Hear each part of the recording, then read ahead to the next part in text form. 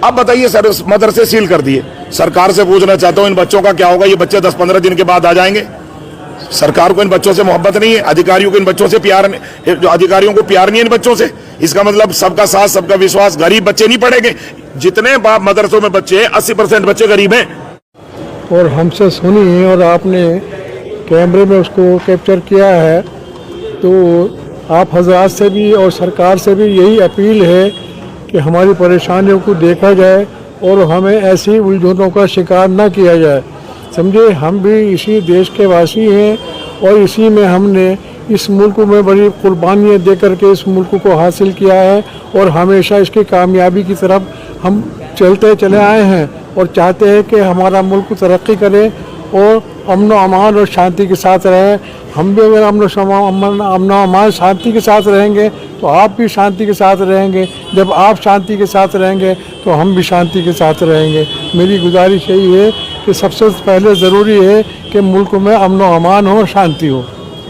Funding को लेकर हो, चाहे वहाँ पर जो पढ़ाई लिखाई होती है उसको लेकर के जिस तरह से सवाल उठे हैं, उसको लेकर के आप क्या कहेंगे? देखो, मदरसों में कुरान अजीम की तालीम होती है, हदीस की तालीम होती है। मदरसों में 2 तरह के बच्चे होते हैं। उसमें 70% बच्चे शहरों में, खासतौर पर उत्तराखंड में ऐसे बच्चे जो अदर स्कूलों के बच्चे हैं। 30% ही बच्चे ऐसे हैं जो सिर्फ हमारे पास कुरान अजीम की तालीम लेते हैं। वो भी ये बच्चे 10-12 साल की उम्र तक के होते हैं। उसके बाद अगले स्कूलों में और अगले बड़े इंस्टीट्यूशन में चले जाते हैं। तालीम की तो ये बात रही। रहा फंड का मामला, फंड हमारे यहाँ इस्लाम में कुरान अजीम और हदीस के तहत हर मुसलमान के लिए अपनी कमाई में से 2.5% देना जरूर वाजिब है, लाजिम है। उसको कहते हैं ज़कात और सदका। हमारे यहाँ 3-4 तरह के फंड होते हैं। गरीब इमदाद देगा जिस पर ज़कात नहीं है, उससे ऊपर का वो अपने सदके देगा, सदके अमीर भी देता है। ऐसे जो मालदार लोग हैं वो ज़कात देते हैं। तो हमें जाने की जरूरत क्या है? रहा मसला, एक बात बताइए, मैं आपसे सवाल करता हूँ, आप मदरसे से जुड़े हुए हैं, आप दीनदार हैं, हिंदू हैं या मुसलमान हैं? मेरे साथ तो हिंदू भी जुड़े हुए हैं। क्या उनको भी फंड दे? उनको पैसे देने की वजह से तुम टेररिज्म क्या हो गए कि तुम मदरसे में कुरान के लिए पैसे दे रहे? मेरे पास ऐसे हिंदू भाई भी हैं जो कुरान के लिए, मदरसों के लिए पैसे देते हैं। तो क्या वो गलत काम कर रहे हैं? आपका बेटा, आप मदरसे जुड़े हुए, मुझसे जुड़े हुए हो, मिसाल के तौर पर आपका बेटा चला गया सऊदी अरब, वहां उसने 1 लाख रुपए कमा, उसने कहा पापा 2,500 रुपए रखे, यहाँ तो कोई लेने वाला है नहीं, मालदार लोग हैं, कहाँ भेजूं, कहाँ भेजेंगे इसको? आप बाहर से फंडिंग कहेंगे? अरे भाई, इसका मतलब तो फंड तो आपको भी हो रहा। आपका बच्चा बाहर रह के आपको पैसे भेज रहा, आपको फंड आ रहा बाहर का, आप भी गिरफ्तार हो जाने चाहिए भाई। इसको गिरफ्तारी इसको थोड़े कहेंगे फंडिंग। वो हमारा बेटा है, अगर बाहर वो पैसे कमा रहा है, वो घर भेज रहा है, टैक्स दे रहा है सरकार को, और उसके बाद वो अपनी कमाई में से 2.5% ज़कात या सदका भेज रहा है, तो उसको फंड नहीं कहेंगे। बल्कि वो इतने ही पैसे होते हैं, वो इसने 2,000, 5,000, 10,000 भेज दिए, वो हमारा बेटा है। हाँ, फंडिंग तो वो होती है कि भाई आपको कोई दूसरी तंजीम, दूसरे मुल्क का आदमी गलत काम के लिए आपको जो है पैसे सपोर्ट कर रहा है, उसको फंड कहेंगे। ये अफवाहें हैं। इन अफवाहों को सरकार को बहुत गंभीरता से नहीं लेना चाहिए। ये वाहियात लोग अफवाहें फैलाते हैं। इंशाल्लाह हम मदरसों की, पूरे मदरसों की, उत्तराखंड के मैं गारंटी लेता हूं कि किसी भी मदरसे में भी इस तरह की इलीगल कोई भी कार्रवाई इंशाल्लाह आपको होती भी नहीं मिलेगी। ये सब गलत अफवाह है। मदरसे वाले तो बेचारे कहां से चंदा मांग के और भीख मांग के बच्चों को कुरान अजीम पढ़ा रहे हैं, उनका तो एहसान है। रहा मामला जो है वो इलीगल स्ट्रक्चर का, तो हमारे नईम भाई ने अभी बताया, हम इलीगल के साथ नहीं है, हम तो लीगलिटी के साथ है। हाँ, सरकार को चाहिए कि भाई कम से कम हमें बताए।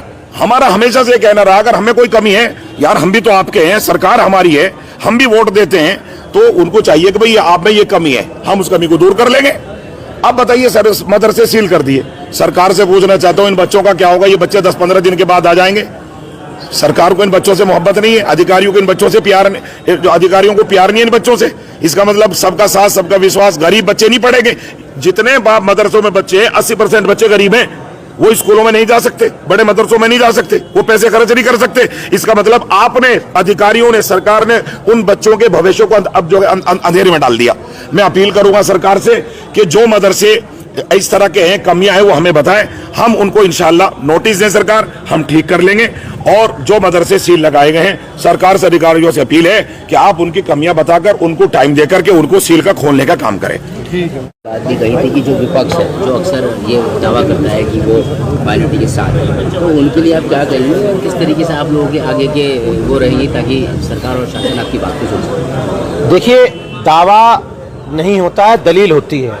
इस समय उत्तराखंड के या देश के विपक्ष के पास ये कोई दलील नहीं है कि वो माइनॉरिटी के साथ हैं। वो सिर्फ माइनॉरिटी के वोट्स पर टाका डालने का काम कर रहे हैं। अगर वो माइनॉरिटी के साथ होते तो ये लड़ाई हम नहीं लड़ रहे होते, ये लड़ाई वो लड़ रहे होते। और बल्कि मैं ये नहीं कहूँगा वो सिर्फ माइनॉरिटी के साथ हैं। इस समय विपक्ष इंसाफ के साथ नहीं है। ये जो कुछ हो रहा है ये इंसाफ नहीं हो रहा है। बार बार बात करी जा रही है मदरसों की तालीम की। देखिए, मैं आपको बताना चाहता हूँ, मदरसों की तालीम जो है वो डिवाइन तालीम है। It is an act of God. देखिए, जो स्कूल्स और कॉलेजेस में तालीम दी जाती है वो साइंटिफिक तालीम दी जाती है। That is not an act of God. Quran हो, गीता हो, गुरबानी हो, बाइबल हो, ये और जितने ये जो धार्मिक ग्रंथ हैं ये डिवाइन हैं। ये इनके साथ डिविनिटी है। ये खुदा का पैगाम है, ये बदलते नहीं हैं। दुनिया के रंग रूप, दुनिया के स्वरूप वक्त के साथ बदलेंगे, लेकिन डिविनिटी नहीं बदलेगी, क्योंकि डिविनिटी यूनिवर्सल है और उसे बदलना भी नहीं चाहिए, वरना तो दुनिया का निज़ाम धर्म भरम हो जाएगा। मैं इस चीज़ को एम्फेसाइज कर रहा हूँ। कहीं ना कहीं जो हमारी वार्ता हुई है इस बारे में ये बात भी आई है कि सरकार इसमें गंभीर, और इस पहल का मैं स्वागत करता हूँ। जिन बच्चों को अभी तालीम लेने का मौका नहीं मिलेगा या जिनके मदरसे बंद हो गए हैं, ये सरकार की तरफ से या अधिकारियों की तरफ से एक बात आई है कि उनको सरकार एक पॉलिसी लाकर जल्द से जल्द उनका सरकारी स्कूलों में उनका दाखिला कराने का काम करेगी।